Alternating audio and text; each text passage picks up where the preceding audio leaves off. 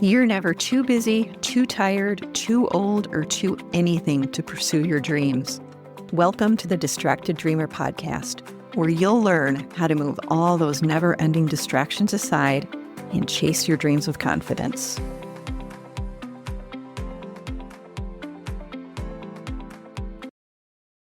Well, hello, my friends. Welcome back to the Distracted Dreamer podcast. I'm your host, Carlene, and I don't know about you, but I am so excited that spring has officially arrived. It's been kind of an unpredictable winter for everyone, hasn't it? And I know we're not going to sit here and talk about the weather, but you want to know what I've been thinking about lately? I have been thinking about how spring hits and suddenly you want to organize your entire life. I'm talking the closets, the drawers, that cabinet under the sink. Oh, can't even go there. I mean, I feel the same way. And in fact, we remodeled our closet. And let me tell you, it was a long time coming. I've been talking about this for 2 years, and it was an entire carload pulling into the Goodwill. And it felt so good. And while getting rid of physical clutter is really cleansing, I've realized something else, that the real clutter, it's not necessarily in your house. It's in your mind. It's in all the things that you're carrying that don't actually belong to you anymore. I'm talking about old stories about who you're supposed to be by now, or all those loops that are replaying of these decisions that you can't go back and change. Or what about that voice telling you it's too late, or you're not enough, or other people's expectations? These versions of yourself that you've already outgrown, but for some reason, you keep trying to squeeze back into them. And then you're sitting there thinking, wait, why don't I feel like myself anymore? Or maybe to be really honest, you might say, I don't even know who I am becoming yet. And if that's you, that's okay.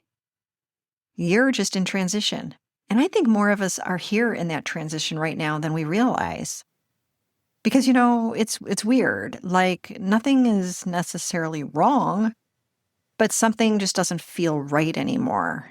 Maybe it's the way you've been living, or the way you've been working, or the things you used to feel so lit up by. You don't anymore. Something has shifted. And then there might be a quiet panic that creeps in when you realize, I don't want what I used to want. And that messes with your identity, especially if you've built something around it, your life, a career, a reputation, a version of yourself people know you as. And then suddenly, that version, it doesn't fit anymore.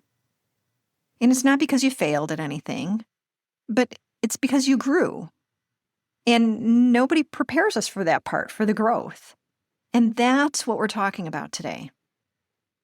So what do you need to bag up and drop off at Goodwill? Not because it's bad, but just because it's not you anymore. Because you have grown. Because you're in a different season of life. And maybe, just maybe, you're still holding on to things thinking, well, I might wear that someday. When in reality, it doesn't fit anymore. So why are you hanging on to it? And more importantly, how do you actually let it go? So I want to tell you a story. One of my clients, we'll call her Janet. She's a photographer. She has been in business for over a decade. She is incredible at what she does. She's booked out, in demand, and she's deeply passionate about the work that she's created with women. And this wasn't just a job for her. It was a calling. And now she doesn't want to do it anymore. And it's not because she's burned out, but because something in her has shifted. And what she wants now is to run a studio. She wants to lead. And she wants to create space for other photographers. She wants to operate at a higher level.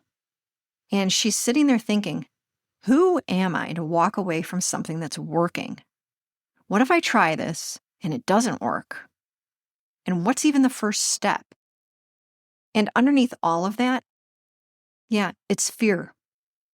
Because when you're good at something, walking away from it can feel like you're losing part of yourself. So I told her that, sometimes a plant outgrows its container. And if you leave the plant in that same pot, it starts to die. Not because it lost its ability to grow, it really wants to, it's trying. But it can't grow because it no longer has the space it needs. And that's you. So you haven't lost your edge. You're not washed up. You're not failing. You've outgrown the container. And staying in it, even though it's really familiar and very comfortable, and even though it once fit perfectly, it is what's actually suffocating you. And here's the part that I think is really important. Outgrowing your life doesn't mean burning it all down. It's about recalibrating. And one of the women in my Dream Studio community, she's been an empty nester for a few years, but her mornings, they still look like she has kids at home. She wakes up and just stays in motion. She feeds the cats, throws in a load of laundry, puts things away. She stays available just in case her husband needs something. It's not intentional. It's just the rhythm that she never questioned. Because for years, her mornings were chaos, right? Getting kids out the door, going to 3 different carpool lines, running back to the school with whatever someone forgot. And even though that season ended for her, she never redesigned her life for the one she's in now.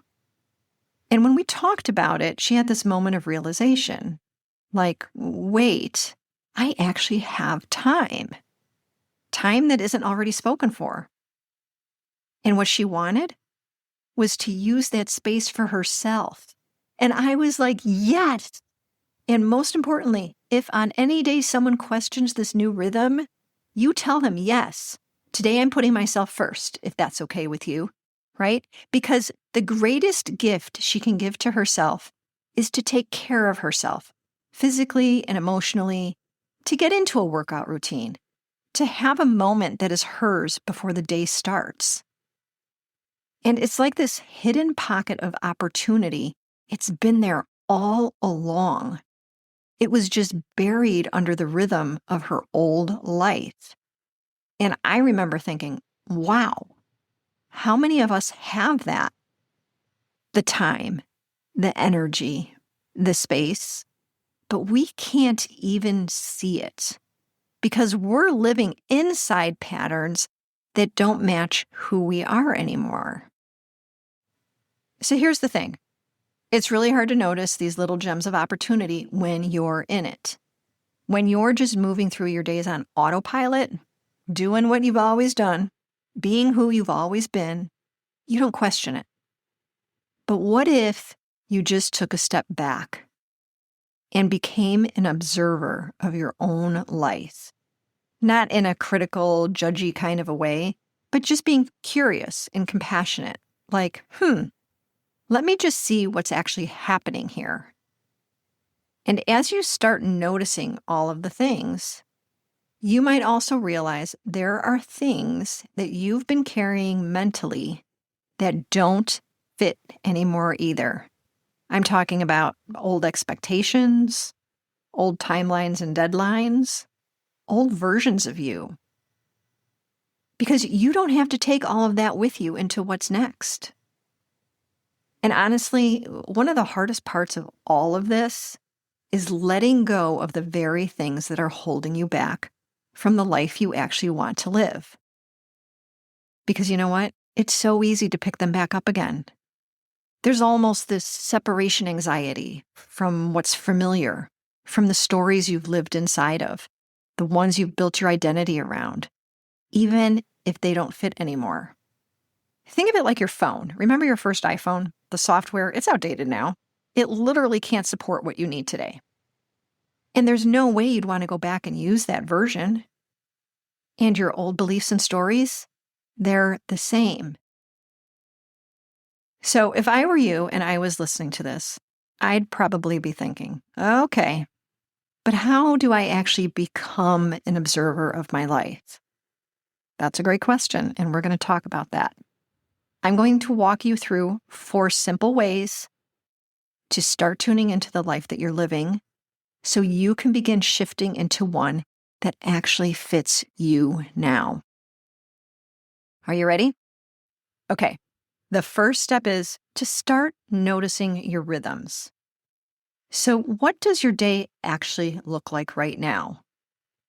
Where are you moving out of just habit instead of intention?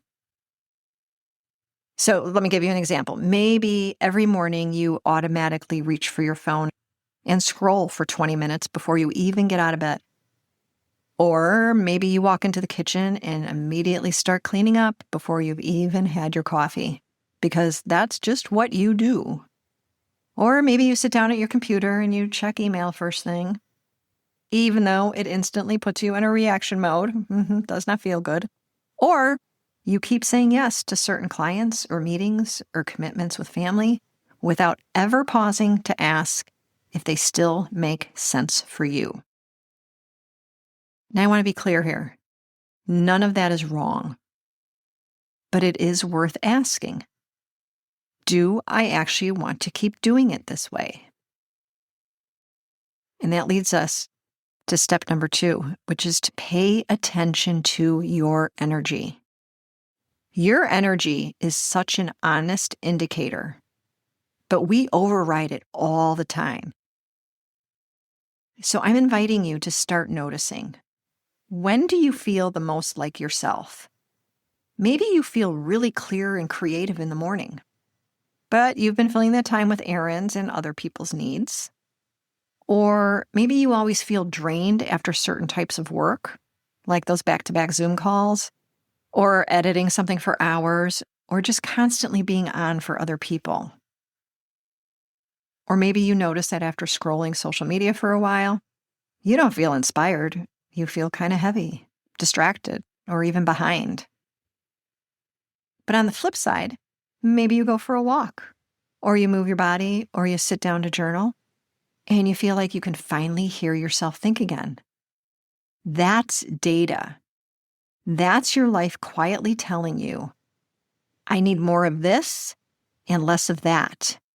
So pay attention to your energy.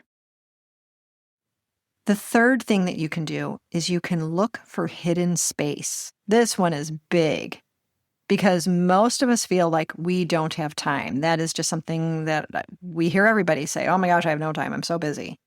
But when we really look, there are pockets. There are pockets of time.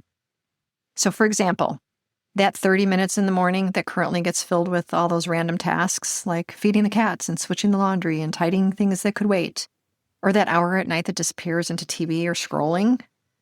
Or what about the gaps in your workday where you're kind of half working, half distracted, but you're not really using that time intentionally?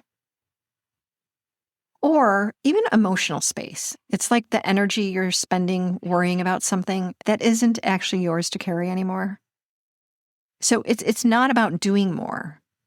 It's about seeing what's already there, seeing what you haven't claimed yet. So where are those pockets of time? I guarantee you have them. The fourth thing you can do is ask yourself, what do I want now?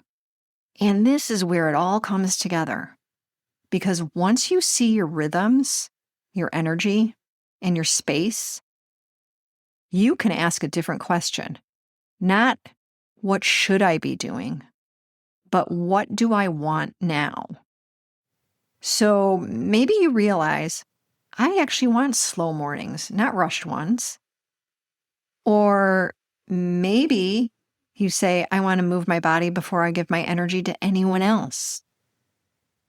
Or maybe you say, I don't want to take on as many clients. I want to create something of my own. Or even you might say, I want more quiet, less noise, and less pressure. And sometimes the answer is surprisingly simple. But we've just been too busy living in our old patterns to hear it. And again, this isn't about blowing up your life overnight. It's about noticing. It's about choosing and adjusting little by little. Because when you start living in alignment with who you are now, not 5 years ago or 10 years ago, I guarantee things begin to feel a lot lighter. And you have a lot more clarity, and you feel more like you. And I know that this space can feel very unsteady, like you're standing in the middle of your life going, oh my gosh, how did I get here? And where am I even going? This is not about burning down the life you built. It's about recalibrating it. This isn't the end of something. It's the beginning of something that's more aligned for you. And you do not need all of the answers right now. You just need to be willing to acknowledge that something has changed. Let's bring this back down to something simple that you can actually take with you. If you're in a transition to a new season or have been in a new season for a while and things feel off or unclear or just different, here's where to start. Start by noticing. Notice your rhythms. Notice your energy. Notice where you might have space that you haven't claimed yet. And then ask yourself, what do I actually want now? Not what made sense before, not what you should want, but what feels aligned with who you are today. So maybe just start there. Just one small shift. Maybe one reclaimed pocket of time. Or maybe one thing that you decide you're no longer carrying with you. That's how this begins. And if something came up for you while you were listening to this, a thought, a belief, a version of yourself that you're ready to release, I'd love to hear it. You can send me a text at the link in the show notes. I read those, and it always means so much to hear what's landing for you. And if this episode resonated with you, if it made you feel a little more seen or gave you something to think about, I'd be so grateful if you took a quick second to rate and review the podcast. It helps more people find the show, and it helps me keep creating episodes like this for you. All right, my friend, I will see you right back here next week. Bye for now. Oh, and one more thing. This is the legal language. You know, the stuff that the lawyers put together, and they say that I need to read this to you. So here we go. This podcast is presented solely for educational and entertainment purposes. I'm just your friend. I'm not a licensed therapist. This podcast is not intended as a substitute for the advice of a physician, professional coach, psychotherapist, or other qualified professionals. Got it? Good. I will see you in the next episode.